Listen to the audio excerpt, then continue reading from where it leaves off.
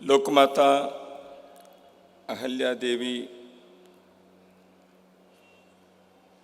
जन्म जयंती के त्रिशताब्दी समारोह के प्रमुख कार्यक्रम के लिए यहाँ उपस्थित मंचासीन समारोह समिति के सम्मान्य अध्यक्ष होलकर राजवंशस्थ उदयराजे होलकर जी, माननीय संघ चालक सुरेश राव जी, समिति के कार्यवाहिका जी और इस कार्यक्रम में उत्साह से और एक धन्यता भाव से एकत्रित समस्त श्रद्धेय माता भगिनी, समाज प्रेमी बंधुओं, अन्य सभी भाइयों बहनों,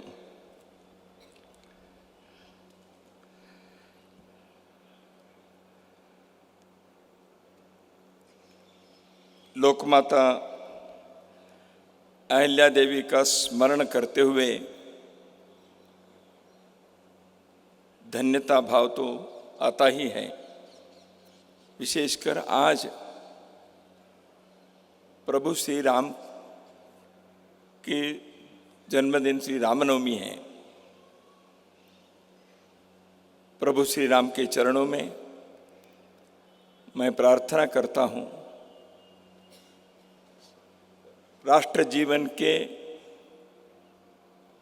विविध क्षेत्र में समाजोन्नति के कार्य में सक्रिय आप सभी के जीवन में सफलता सार्थकता आपने हाथ में लिए हुए समस्त राष्ट्र और धर्म के कार्य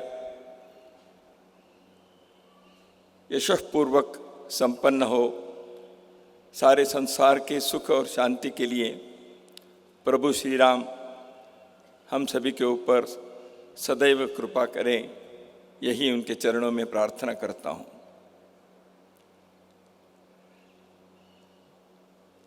पिछले वर्ष अपने संघ के जो प्रतिनिधि सभा हुई नागपुर में, उसमें संघ की ओर से एक वक्तव्य जारी किए।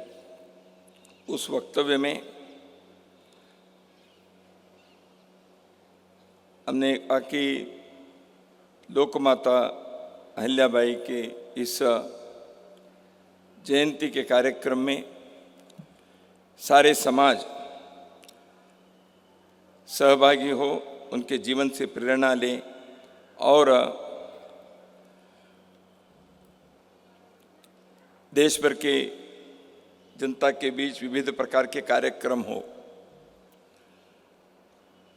यहाँ की जो त्रिशताब्दी समारोह समिति के कार्य जिस प्रकार साल भर हुआ है, इसके एक छोटा सा संक्षिप्त वृत्त बहन सरस्वती जी ने रखा है। त्रिशताब्दी समारोह समिति के यहाँ के इकाई का मैं हार्दिक अभिनंदन करता हूँ। इस कार्य को इतने अर्थपूर्ण ढंग से आपने संपन्न करने में समाज के सहयोग भी लिया, अनेक लोगों की प्रतिभा व्यक्त हुई और अहिल्या देवी के प्रेरणा से अपने जीवन में नव चैतन्य प्राप्त करते हुए जीवन में कुछ राष्ट्र और धर्म के लिए कार्य करने का एक संकल्प लेने के लिए आपने इतने सारे कार्यक्रम किया, इसलिए आप साधुवाद के लिए पात्र हैं। सरस्वती जी ने कहते समय हमारे सभी कार्यक्रम हम किए, इसमें कोई कमी रह गई तो थोड़ा सा क्षमा करनी चाहिए, ऐसे कहा। कमी तो रही नहीं है, एक ही रही। आज प्रमुख वक्ता के नाते कोई बहनी होती तो और अच्छा होता। तो आपने ताली बजाई तो मुझे आगे बढ़ना है कि नहीं?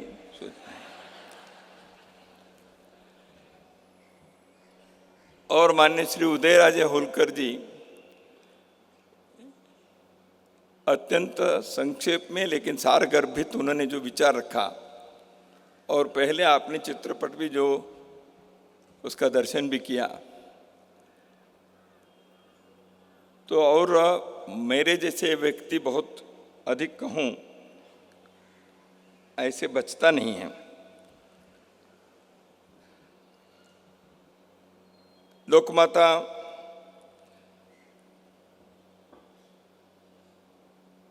मंदिरों के जीर्णोद्धार किया, देश भर में उन्होंने अन्न सत्र चलाए, अपने राज्य में सुभिक्ष और सुराज्य के लिए अद्भुत प्रयत्न किया। इतिहास के पन्नों में भारत के शासनकर्ताओं के मालिका में एक नक्षत्र के नाते, एक देदीप्यमान ज्योति के नाते रानी अहिल्या देवी होलकर के नाम चिरस्थायी है और हमेशा हमेशा के लिए अजरामर हो रहेगा।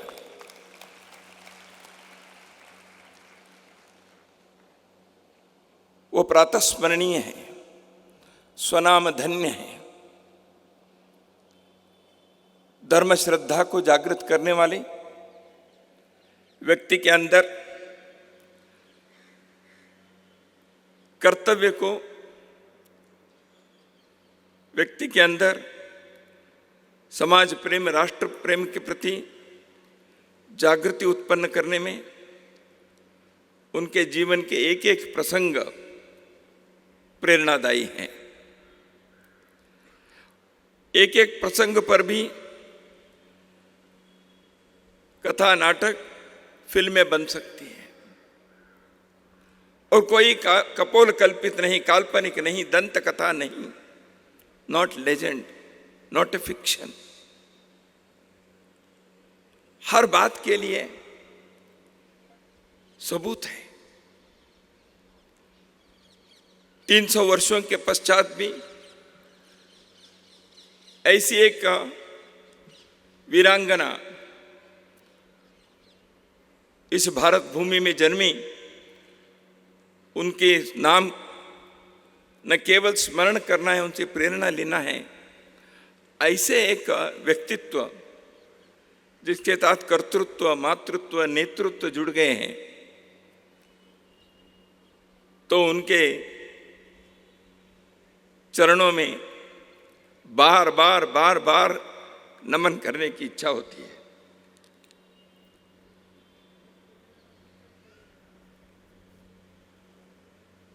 अरुंधत्य, अनसूया च सावित्री, जानकी सती, द्रौपदी, कण्णगी, गार्गी, मीरा, दुर्गावती तथा लक्ष्मी, राहल्या, चन्नम्मा, रुद्रमांबा, सुविक्रमा, निवेदिता, शारदा च प्रणम्या मातृदेवता। ये सारी मातृदेवताएं हैं। नाम कुछ प्रतीकात्मक होंगे, सैकड़ों नाम और भी होंगे, लेकिन इन लोगों ने, इन माताओं ने जिस प्रकार के जीवन के अंदर एक अद्भुत संघर्ष करते हुए, एक संकल्प लेकर अपने नरजन्म को सार्थक करते हुए एक दैवी स्थान उन्होंने प्राप्त किया। इसलिए ये सब मातृदेवताएं हैं, प्रातस्मरणीय हैं। इन मालिकाओं में लक्ष्मी, राहल्या, चन्नम्मा जो है, अहिल्या देवी का स्मरण करते हैं। भारत में ऐसे वीर नारियों की कमी नहीं है। उनमें अहिल्या देवी के एक विशेष स्थान है। वेलुनाचियार तमिलनाडु में, रानी चन्नम्मा कर्नाटक में, रुद्रमांबा तेलंगाना में, जिनके 500 वर्ष की जयंती कर रहे हैं, ऐसे रानी दुर्गावती। ये एक नाम नहीं, दो नाम नहीं, अभी अभी प्रतिनिधि सभा में पुनः एक वक्तव्य हमने जारी किया।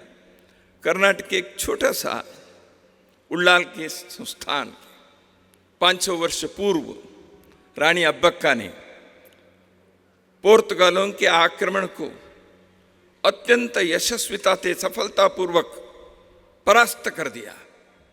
एक बार नहीं, तीन बार।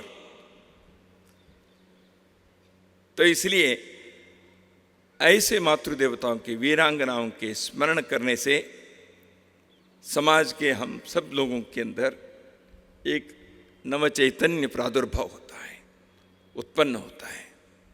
जीवन में एक दिशा मिलती है, संकल्प लेने के लिए मन बनता है। इसलिए समारोह समिति का गठन और इस प्रकार के कार्यक्रम आयोजन करने का निर्णय हुआ। सुशासन की बात, गवर्नेंस की चर्चा आज देश दुनिया में बहुत चलती है। किसी भी समाज के लोगों के मन के अंदर एक आकांक्षा होती है, राज्य अच्छा चले, हम सुख से जिए। किसी भी समाज के एक आदर्श होता है, एक राष्ट्र का सुशासन। किसी भी समाज की एक आवश्यकता होती है, सुशासन। इसलिए इन आकांक्षा, आदर्श और आवश्यकताओं को पूर्ण करने वाली अवतारी व्यक्ति समय समय पर इस धरती पर आए और उन्होंने अपने पुरुषार्थ से, स्वप्रयत्न से, अनन्य प्रतिभा से और जनता के प्रति के प्रेम और करुणा से राज्य संचालन किया। इसलिए भारत में उस प्रकार की सुराज्य की बात कहने के जो नैतिक अधिकार है, वह आज जिनके प्रति हम भक्ति से नमन करते हैं, ऐसे श्री राम से ही प्रारंभ होता है। राम राज्य, महात्मा गांधी जी ने राम राज्य की एक संकल्पना की। दैहिक दैविक भौतिक तापा, राम राज नहीं काहु व्यापा, सब नर करहि परस्पर प्रीति, चलहि स्वधर्म निरत श्रुति नीति। राम राज्य में तापत्रय नहीं थे, दैहिक दैविक भौतिक, ये तापत्रय हैं, 3 प्रकार के ताप हैं। इन तीनों तापों से मुक्त करके लोग अपने जीवन चला सके। सर्वत्र सुभिक्ष, सर्वत्र समृद्धि, सर्वत्र सुरक्षा, सर्वत्र सहयोग समन्वय, इस प्रकार के एक राम राज्य के न केवल कल्पना थी, वह इस धरती की वास्तविकता थी। पुण्य श्लोक युधिष्ठिर के बारे में, पुण्य श्लोको नलो राजा, पुण्य श्लोको युधिष्ठिर, पुण्य श्लोको विदेहश्च, पुण्य श्लोको जनार्दन का उल्लेख हुआ। युधिष्ठिर के धर्मराज्य वह इस देश के आदर्श रहा। महाभारत के युद्ध की कहानी सब सुनते हैं, लेकिन उसके पश्चात धर्मराज युधिष्ठिर ने कैसे राज्य संचालन किया, इसके भी अध्ययन अधिक होना चाहिए। यद्यपि लोग कहते हैं राजा युधिष्ठिर ने अनेकों वर्षों तक राज्य चलाए, धर्म राज्य चलाए, वो तो द्वापर युग की बात हुई। इतिहास में शिवाजी महाराज के सुराज्य के बारे में सर्वत्र परिचय है। हमारे मित्र अनिल माधव दवे जी ने उसके बारे में कुछ वर्ष पूर्व एक पुस्तक प्रकाशित की, स्वयं उन्होंने लिखा था सुराज्य के बारे में। राजधर्म क्या होता है, राजनीति क्या होता है, राज्य के संचालन, राज्य व्यवस्था कैसे करनी चाहिए, इसके लिए शिवाजी महाराज, जिनके नाम के विद्यालय के प्रांगण में आज हम उपस्थित हैं, इन सब के साथ मगध राज्य को चलाए चाणक्य और चंद्रगुप्त। चंद्रगुप्त और चाणक्य की कई प्रकार के अन्य विषयों के बारे में लेख, पुस्तक और चर्चाएं होती हैं। राज कैसे चला, चाणक्य ने अर्थशास्त्र लिखकर कैसे राज्य चलाने के लिए चंद्रगुप्त को उन्होंने मार्गदर्शन दिया, कम बात नहीं थी। सुराज्य, यह आज जैसे मैंने कहा विश्व के भिन्न भिन्न देशों में स्वराज्य की कल्पना है। अब्राहम लिंकन या वाशिंगटन, जॉर्ज वाशिंगटन अमेरिका में, उन्होंने राजनीतिक काय के लिए राज्य संचालन कैसे होना चाहिए इसके बारे में अपने जीवन में उन्होंने कुछ उदाहरण प्रस्तुत किए। राज्य सत्ता और कानून, इससे सुराज्य चलते हैं। एक कानून का राज्य,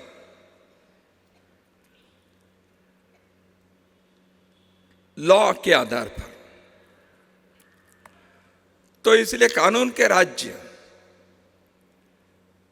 तो इसके आधार क्या हैं?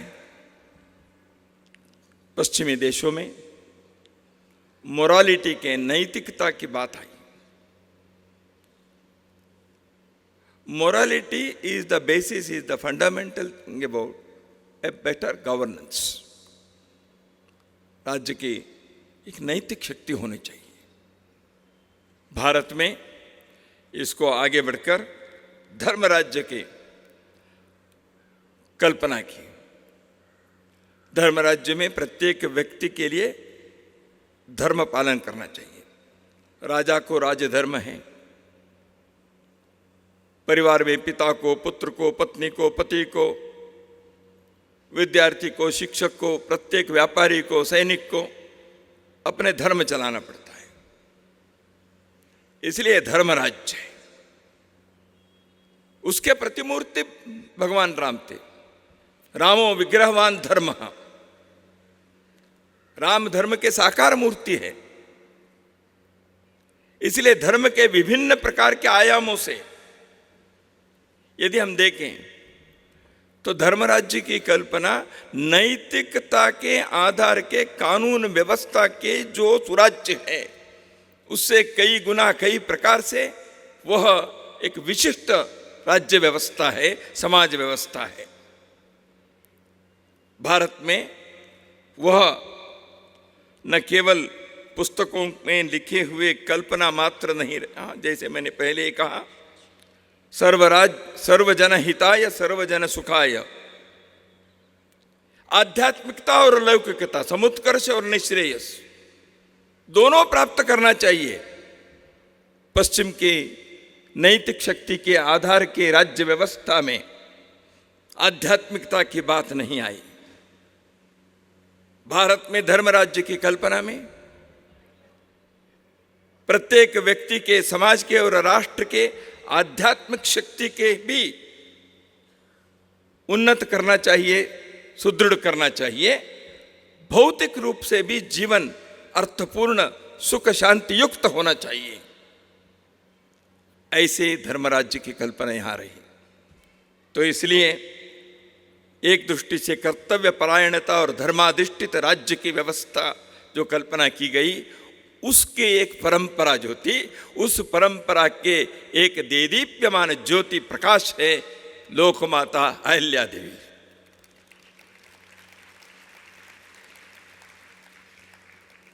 जो मैंने दैहिक दैविक भौतिक बताया, अहिल्या देवी के जीवन के विभिन्न प्रसंगों को आप देखिए, विश्लेषण करें। उन्होंने इसको अपने प्रत्येक कार्य में ध्यान में रखा। तो इसलिए वह धर्मराज्य ऐसे कहा गया। जैसे हम जानते हैं, एक सर्वसामान्य परिवार से आई, आजकल के एक पिछड़े वर्ग की, श्री महाराष्ट्र के नगर के जिले के चोंडी गांव के एक बालिका 10-12 वर्ष की होगी, मल्हारराव होलकर जी ने अचानक अपने प्रवास में कहीं देखे और उनके माता पिता से बात करते हुए उनको बहू स्वीकार करने के लिए उन्होंने विचार किया। अहिल्या देवी के स्मरण करते समय मल्हारराव होलकर जी को हमें स्मरण करना चाहिए। भारत उनके प्रति हमेशा कृतज्ञ रहना चाहिए। मल्हारराव होलकर उस छोटी बालिका में क्या देखा? देवी को देखा, बहू को देखा, एक शासनकर्ता को देखा होगा।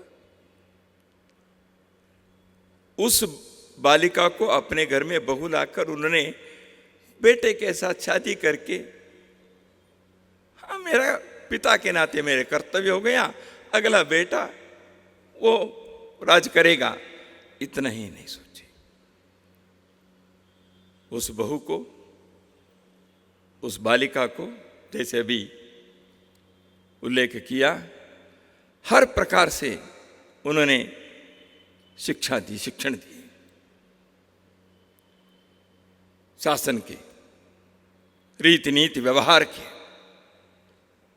कोश व्यवस्था के, युद्ध कला के, हर प्रकार की मल्हारराव ने एक छोटी बालिका में देखा। व्यक्ति निर्माण के कार्य में लगे हुए हम लोगों को व्यक्ति को परखना, पहचानना कैसे होता है, यह भी ध्यान में रखना चाहिए। अहिल्या देवी के इस जीवन के प्रसंग से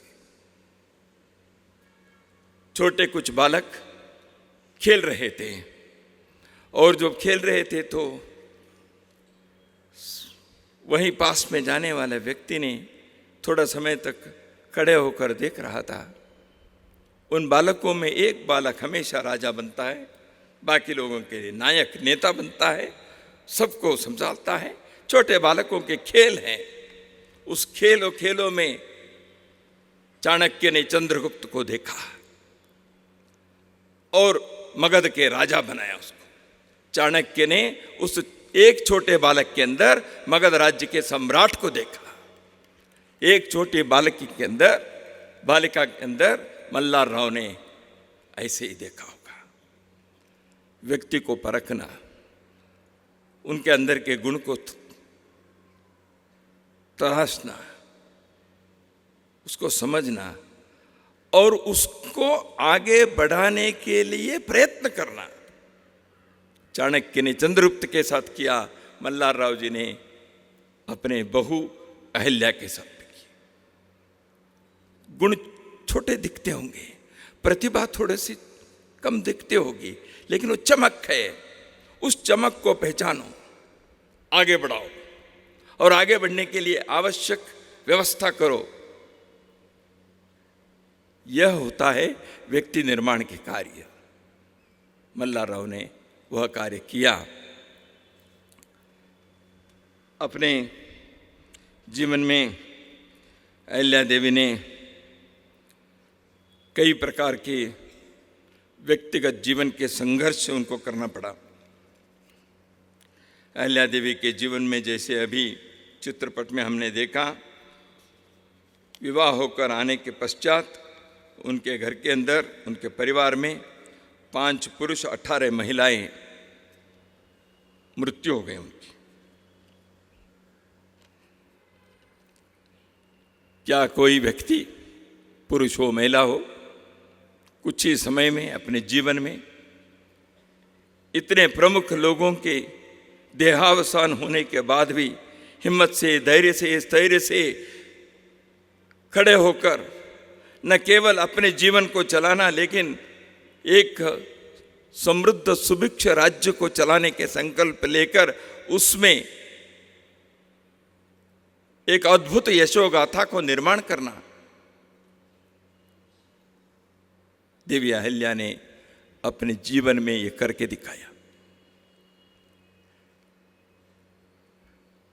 मल्हार राव ससुर थे, पितृवात्सल्य के दृष्टि से पिता थे, शिक्षण देने वाले गुरु रहे, ये सब थे। थोड़े समय में उनके और सासू माँ गौतमी दोनों का निधन हो गया। कुमेर के युद्ध में आकस्मिक ढंग से पति खंडेराव का मरण हो गया।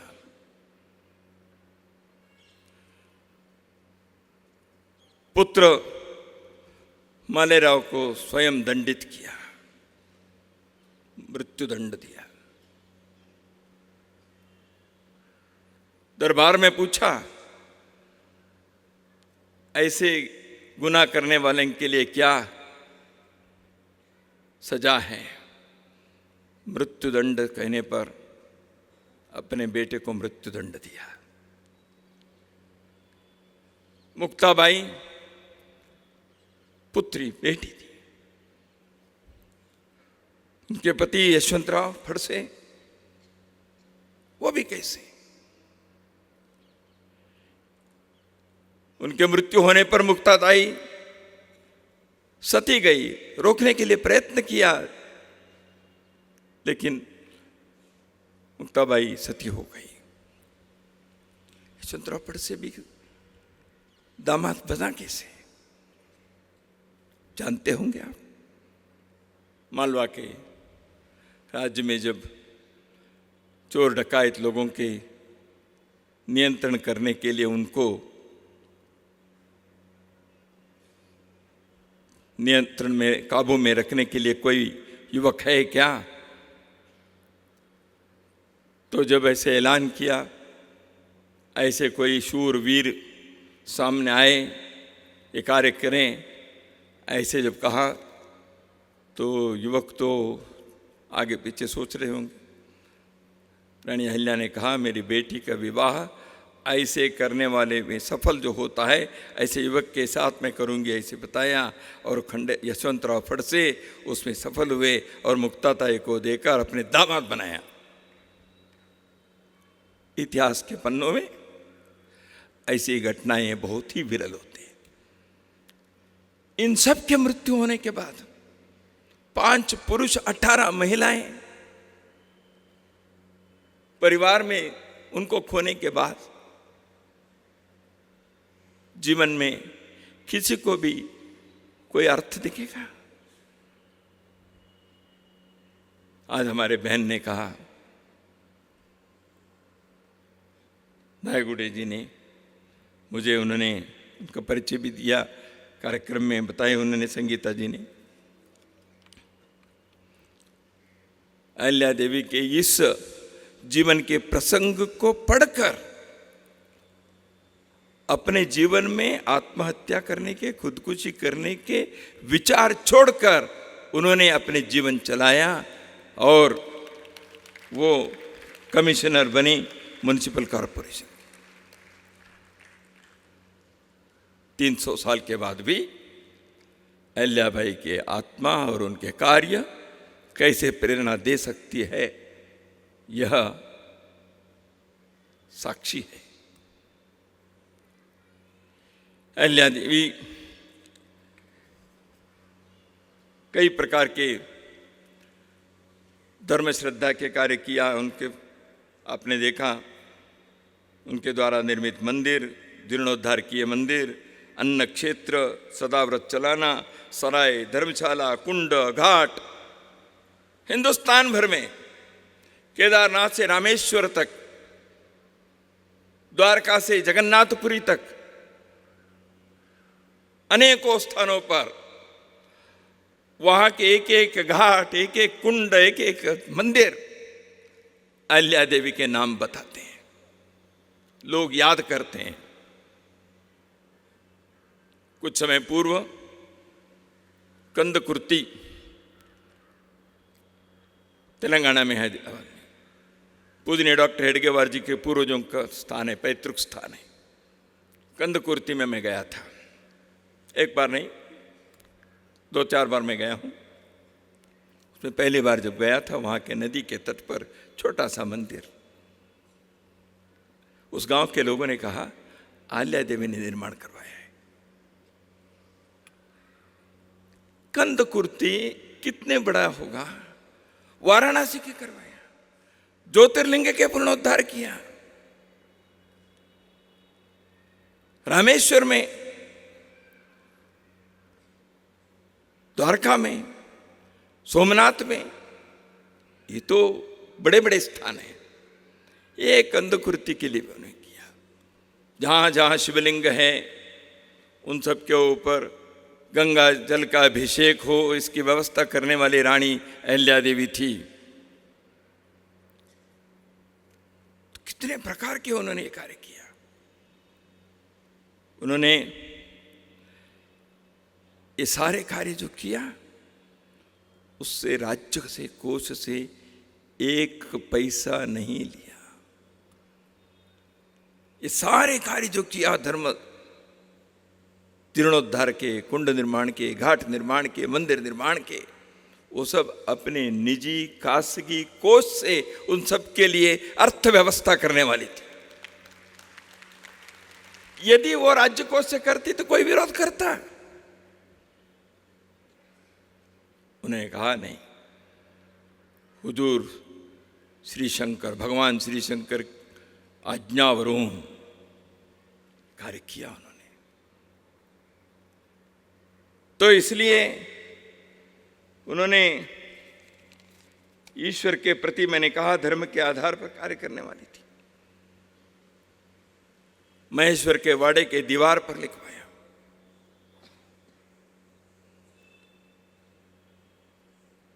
मेरा कार्य जो मैंने किया है प्रजाओं के लिए, वह प्रजा के सुख के लिए मैं कार्य करने वाली हूं।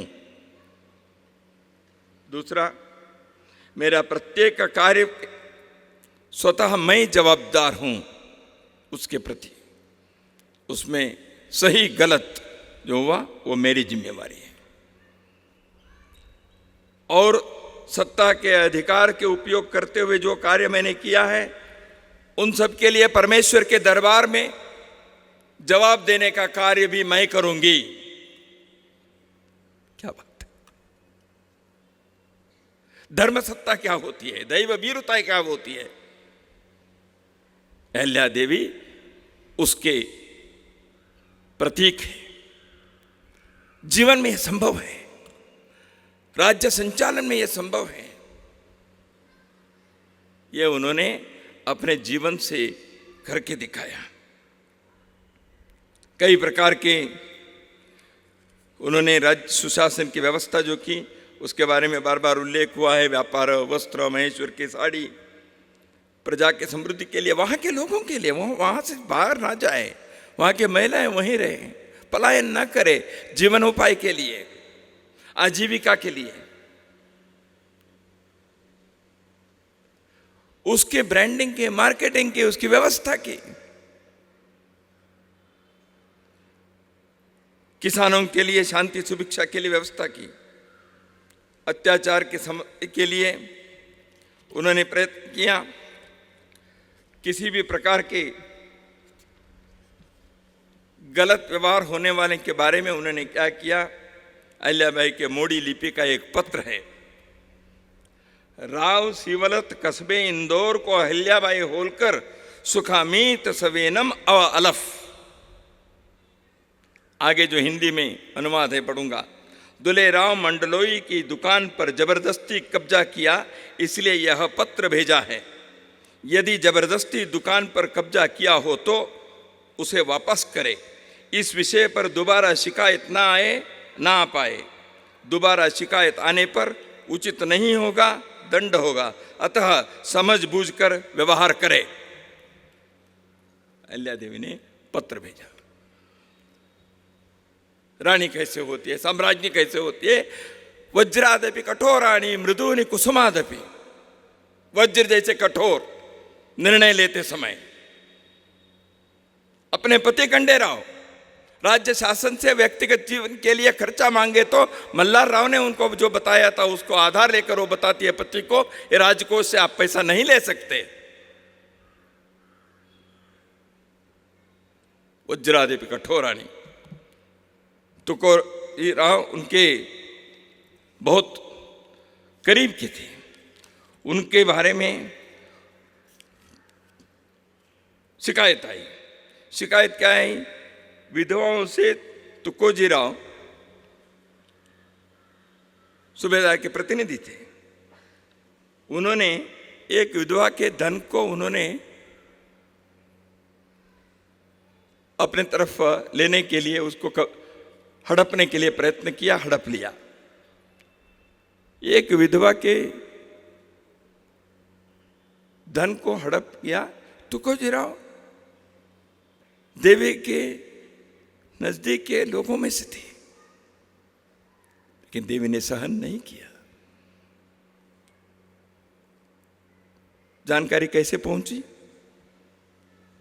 उन्होंने न्याय व्यवस्था और ऑफिस की व्यवस्था, राज्य शासन की व्यवस्था में, महेश्वर में सब प्रकार के बातों के जानकारी देने वाले, वृत्त देने वाले फाइल्स, धारिकाएं मंगवाती थी।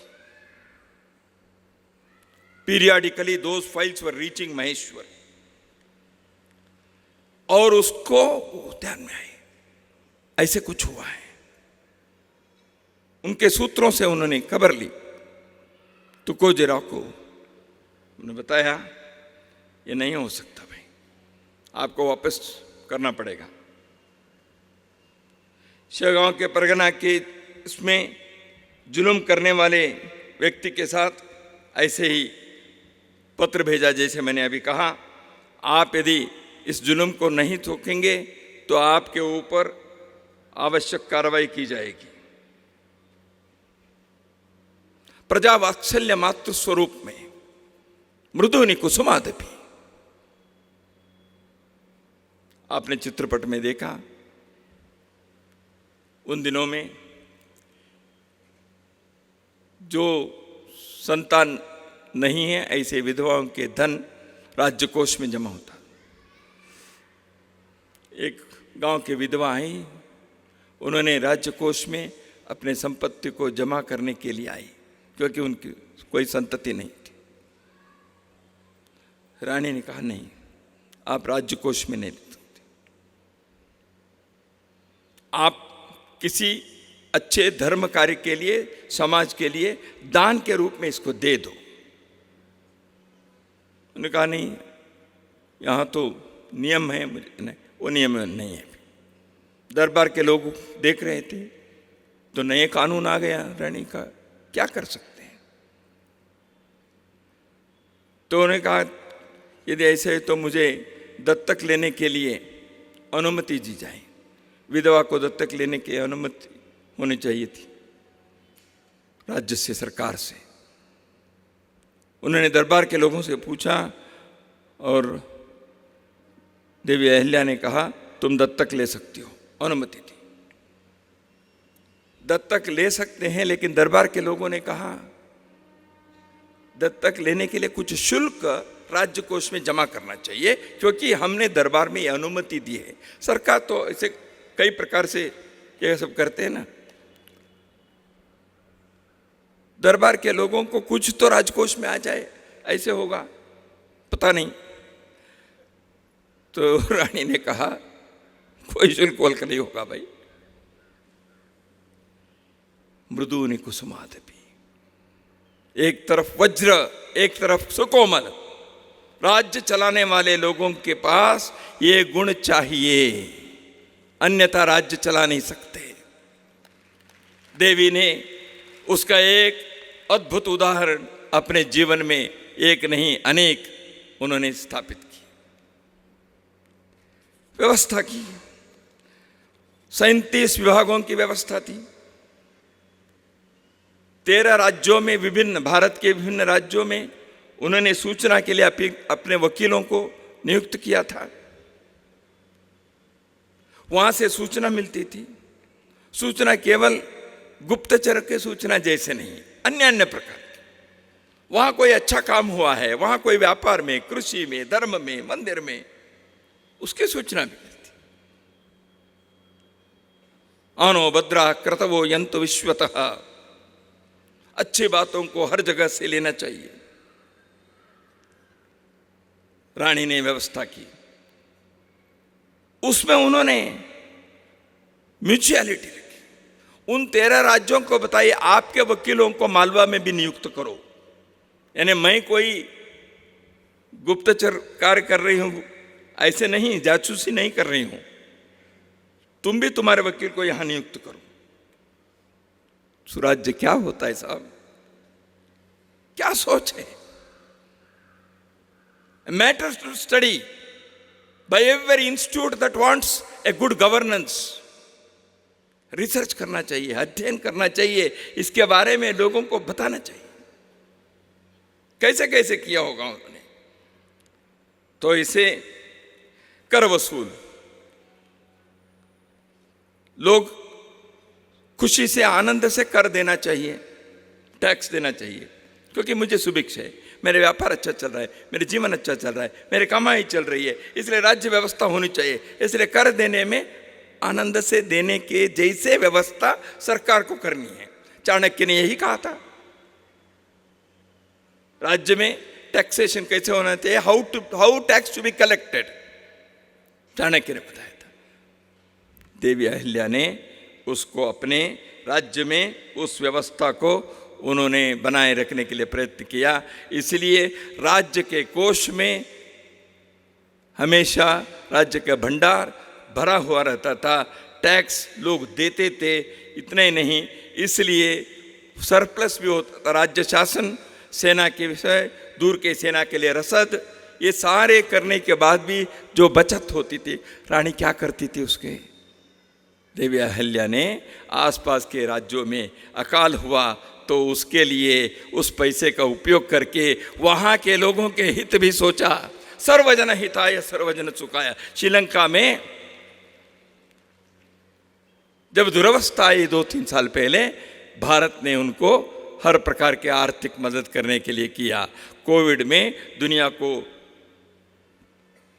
वैक्सीन देने का कार्य किया। हम जब लोका समस्ता सुखिनो भवन्तु, यह इस धरती के संदेश है, उस प्रकार के राज्यकर्ताओं को आचरण में, व्यवहार में करके दिखाना पड़ता है। देवी ने वो किया। अपने सरप्लस पैसे को उन्होंने इस प्रकार उपयोग किया। तो कहने के लिए तो देवी के गुणगान कितने भी हम कर सकते हैं।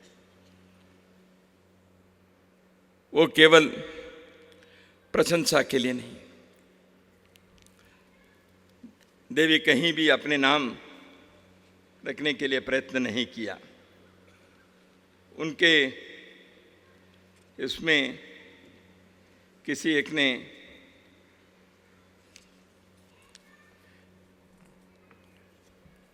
प्रशंसा, स्तुति, स्तव तो करते ही है, और राजा लोगों को अच्छा भी लगता है। वंदी मागध कहते हैं, फ्लैटरस, तो इसलिए स्तव होते हैं। देवी अहल्या शूरमती तो सर्वाची माता, ईश्वर आला तुझा स्वरूपे होनी अत्राता। मराठी में किसी ने पत्र लिखा। स्तुति गान करने वाले कौन थे? शाहिर प्रभाकर। शाहिर प्रभाकर ने ये बना के लाए।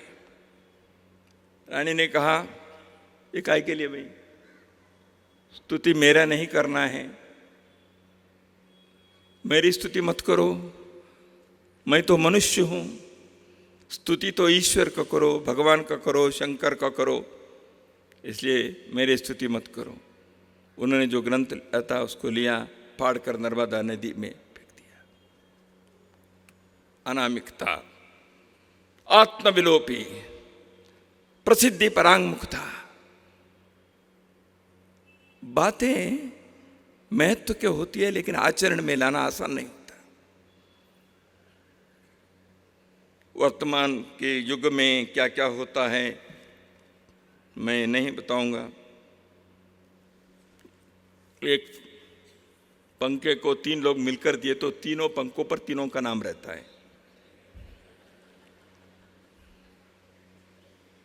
और नाम दिखना है तो पंखे घूमना नहीं चाहिए, रुकना चाहिए।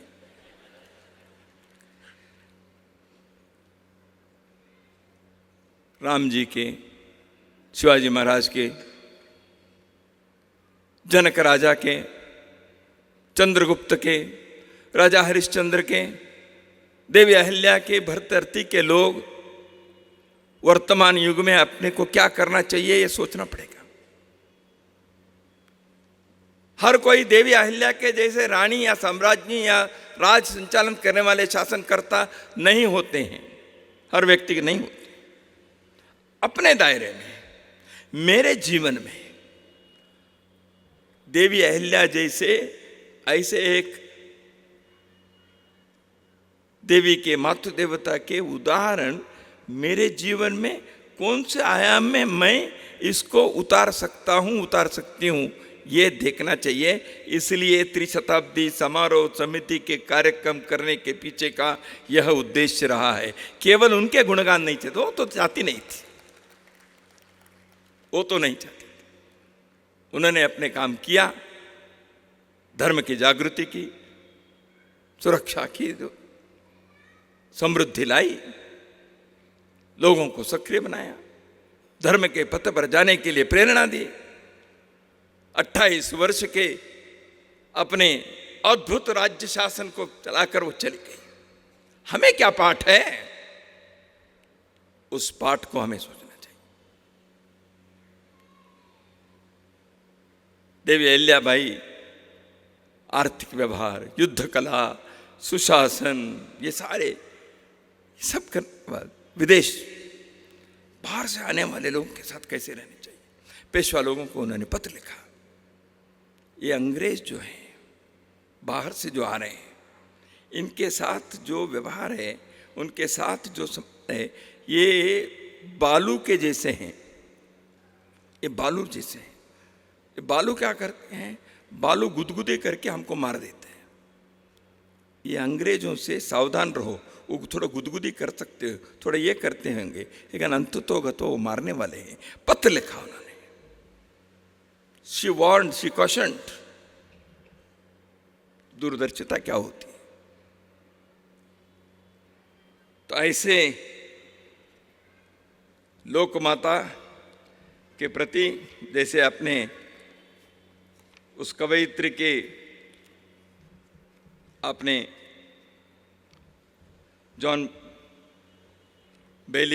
जोआना बेली के 4 पंक्ति आपने उद्धरण किया। स्वामी विवेकानंद कहते हैं, भारतवर्ष की शिक्षा प्रणाली में धर्म का हमेशा से स्थान रहा है। इस धार्मिक शिक्षा का परिणाम था कि हमारे देश में संघमित्रा, सीता और देवी अहिल्याबाई होलकर जैसी महान नारियों की परंपरा रही है और आगे रहेगी, क्योंकि उनकी शिक्षा, उनके जीवन चरित्र की प्रेरणाएं भारत की देवियां कन्याओं के प्रभु के चरणों में के प्रसाद के स्वरूप सर्वदा प्राप्त करती रहेंगी। यह विवेकानंद जी की आशा है, उनके उद्गार है। पंडित जवाहरलाल नेहरू जी ने अपने ग्लिम्प्सेस ऑफ वर्ल्ड हिस्ट्री में देवी अहिल्याबाई के अद्भुत ढंग से उन्होंने उल्लेख किया। और जॉन माल्कम सेंट्रल इंडिया के गवर्नर थे, उन्होंने कहा, Ahilyabai has become bye general strategies the model of good governance. Her name is considered to such an excellent authority that an objection is never made, that any objection is ever made when her price is needed as the precedent. Ahilyabai अच्छी शासन व्यवस्था का एक उत्कृष्ट आदर्श बन गई हैं। उनका नाम एक महान प्रतिष्ठा का पर्याय बन चुका है कि जब भी किसी उदाहरण की आवश्यकता होती है, उनकी प्रशंसा पर कोई आपत्ति नहीं कर सकता। विश्व के लोगों ने, भारत के इतिहासकारों ने अहिल्याबाई का नाम तो स्वर्णिम अक्षर में दर्ज किया ही है। ऐसे एक पुण्यात्मा के, ऐसे एक प्रातस्मरणीय देवी की नामस्मरण करना, यह हमारे लिए कर्तव्य भी है, धर्म कार्य भी है, राष्ट्र के प्रति अपने एक कर्तव्य ऐसे मैं समझता हूँ। जो जॉन की करके जिन्होंने हिस्ट्री ऑफ इंडिया लिखे हैं, उन्होंने अपने पुस्तक में ये बताया, उन्होंने in the most sober view that can be taken of her character, she certainly appears within her limited sphere to have been one of the purest and most exemplary rulers that ever existed.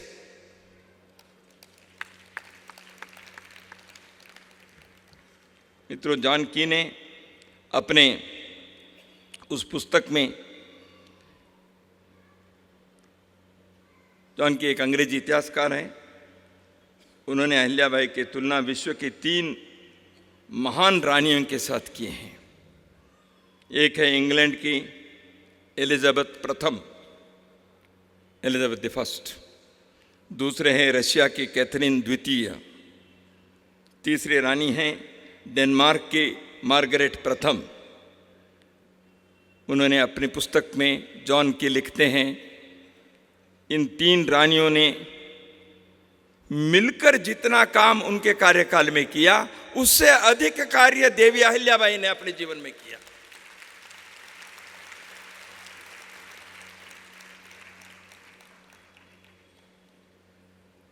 ऐसे जिस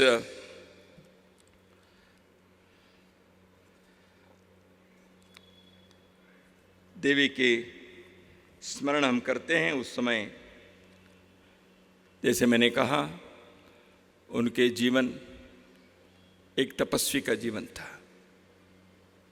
उन्होंने ये सब कार्य किया, जैसे शिवाजी महाराज ने कहा, मैं ईश्वर के प्रतिनिधि के रूप में श्रीची इच्छा है, ऐसे उन्होंने श्री शंकर की आज्ञावरून,